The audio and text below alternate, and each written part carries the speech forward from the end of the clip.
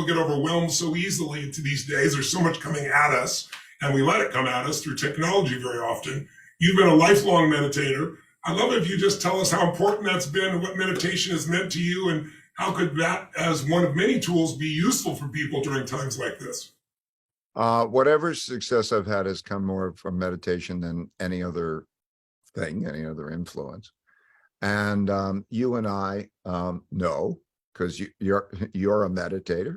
Your wife's a meditator. We meditated in your room, your meditation room. We know what it is, and I'll explain what it is. I'll first explain what it gives you, and then I'll explain how it gives it to you. It gives you an equanimity, a ability to almost rise above yourself and to see things in this thoughtful way, almost like a ninja in a ninja movie. As things are coming at them, everything sort of seems slower, and you approach it and you can deal with it in that way. And it gives you a greater level of creativity.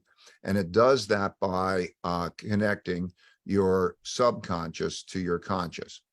It achieves that by repeating a mantra. So here's how it works. There's a sound that doesn't have a meaning. It's a sound. We could, for example, it could be something like Om, and mentally you repeat that over and over again. You close your eyes, you get in a comfortable position, and you repeat that. And you'll find that your mind will go to that, but then it'll go to thoughts, and you just say, oh, it's in thoughts, and you go back to Om, and you get to practice it.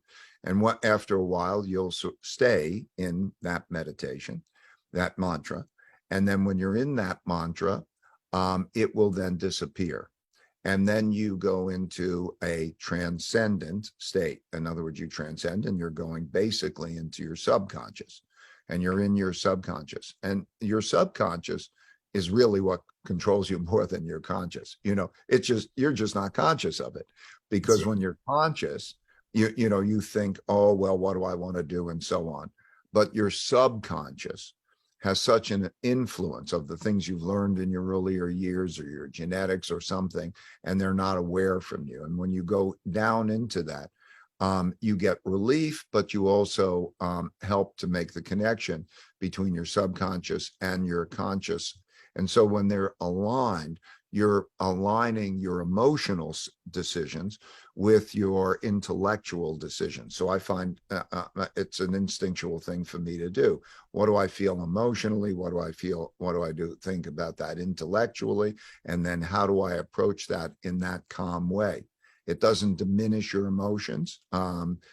It just is, you feel them differently. And my love is as much as it has ever been, or more maybe, because I feel it differently. So I just want to emphasize, it doesn't take away your emotions or anything. It just puts them in the perspective, as though, and you look above yourself and you see yourself within the life's arc.